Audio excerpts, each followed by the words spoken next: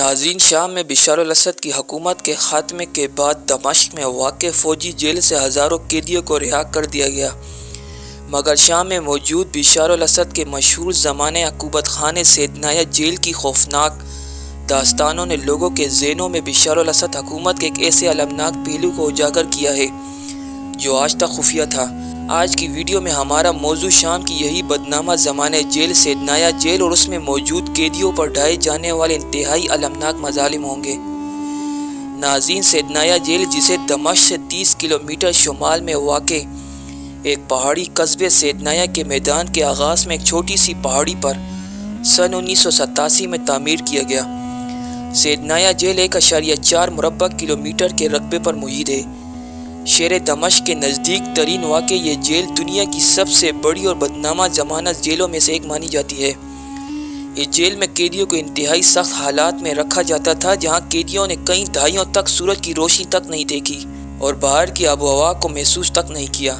ایمنسی international نے چند سال پہلے جیل کو انسانی مذبح خانہ اور ایک ایسی جیل قرار دیا گیا تھا جہاں شامی ریاست خاموشی سے اپنے مخالفین کو ذبح کر رہی ہے۔ ناظرین، سیدنایہ جیل کو 1987 میں بنایا گیا تھا۔ اس کا مقصد سیاسی قیدیوں، باغیوں اور ان لوگوں کو قید کرنا تھا جو شامی حکومت کے خلاف بولتے یا کام کرتے تھے۔ یہ جیل بشار الاسد کے دور میں لوگوں میں اس وقت مشہور ہوئی جب شام میں خانہ جنگی شروع ہوئی، تو اس دوران اس جیل میں شدید تشدد اور انسانی حقوق کی خلاف ورزیوں کی بے شمار رپورٹ سامنے آئی۔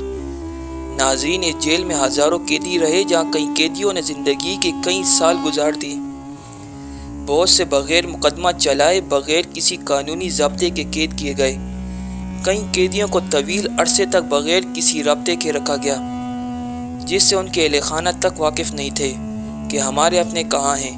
انسانی حقوق کی تنظیموں نے سیدنایہ جیل میں ہونے والی موت کی سزاؤں اور بدترین حالات کے بارے میں رپورٹ جاری کی۔ بہت سے قیدیوں کی موت کی خبریں بھی ملی، جن کی وجوہات میں تشدد، بھوک، بیماری اور بدترین حالات شامل تھے۔ یہ اتنی خطرناک جیل تھی، یہاں اگر کوئی پیٹ بھر کر کھانا کھاتا تب بھی وہ مر جاتا، یعنی کھانے میں اس طرح کی چیزیں شامل کی جاتی کہ اگر کوئی قیدی پیٹ بھر کر کھانا کھا لیتا تو اسی وقت مر جاتا۔ اس جیل میں موجود قیدیوں کو بجلی کے جھٹکے، شدید مار پیٹ، پانی، تنہائی اور جسمانی اور نفسیاتی تشدد کا نشانہ بنایا جاتا تھا۔ کچھ رپورٹس میں یہ بھی دعویٰ کیا گیا ہے کہ قیدیوں کو لوہے کی سلاخوں میں پریس کر کے انہیں کچل دیا جاتا تھا۔ ناظرین، سیدنایہ جیل میں بہت سے قیدیوں کو سزائے موت دی گئی، جن میں پھانسی کے علاوہ بھی دیگر چیزوں سے بھی قیدیوں کو قتل کیا گیا۔ کہا جاتا ہے کہ پھانسی کے بعد قیدیوں کو ایک مشین میں ڈال کر ان کے جسم کو پریس کر کے اس طرح کچلا جاتا تھا کہ وہ جسم انتہائی چھوٹا سا رہ جاتا تھا۔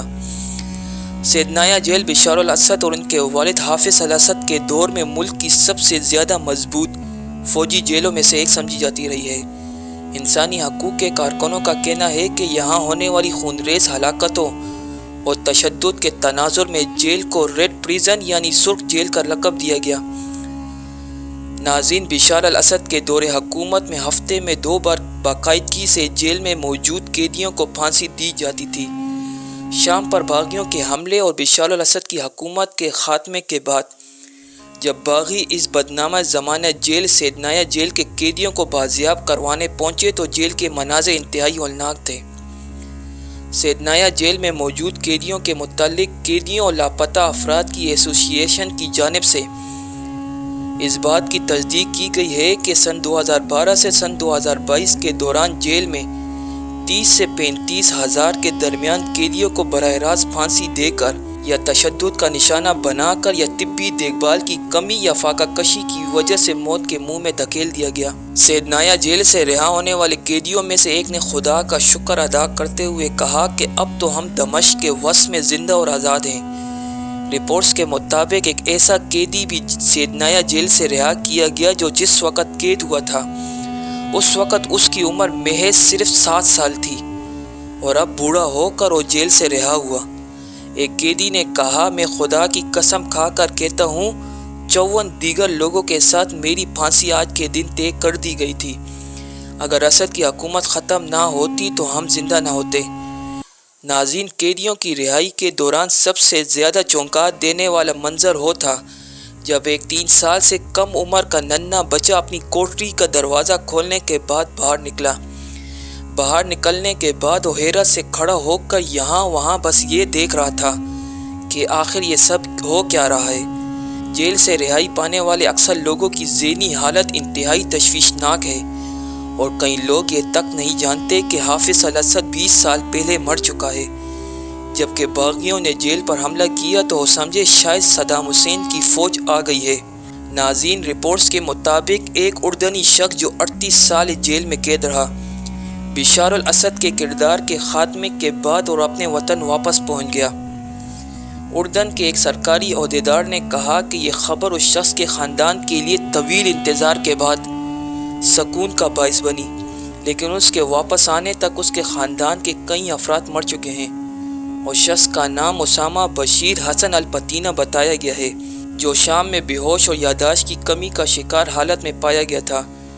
اسامہ کے اہل خانہ نے 1986 میں اس کی گمشدگی کی اطلاع دی تھی۔ اس وقت اس کی عمر صرف 18 سال تھی اور وہ تب سے اب تک جیل میں تھا۔ منگل کی صبح اس شخص کو اس کے خاندان کے ساتھ ملا دیا گیا تھا۔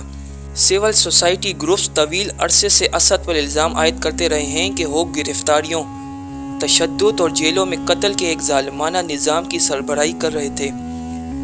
ناظرین، خیال رہے کہ اتوار کے روز بشار الاسد کو اقتدار سے ہٹائے جانے کے بعد فورسز نے جیلوں کے دروازے کھول کر ہزاروں قیدیوں کو رہا کیا۔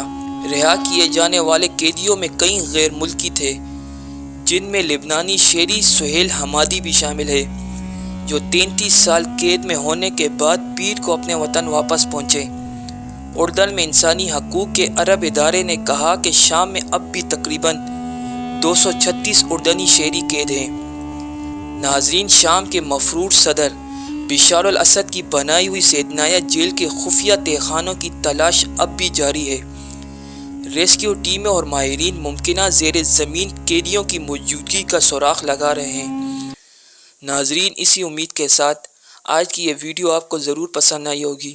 ویڈیو پسند آنے کی صورت میں ویڈیو کو لائک کرنا مت بھولیے اور اسے اپنے دوستوں کے ساتھ ضرور شیئر کیجیے۔ انشاءاللہ پھر اسی طرح ایک اسلامی اور معلوماتی اور تحقیقی ویڈیو کے ساتھ آپ کی خدمت میں حاضر ہوں گے۔ تب تک کے لیے اجازت دیجیے۔ اللہ نگہبان۔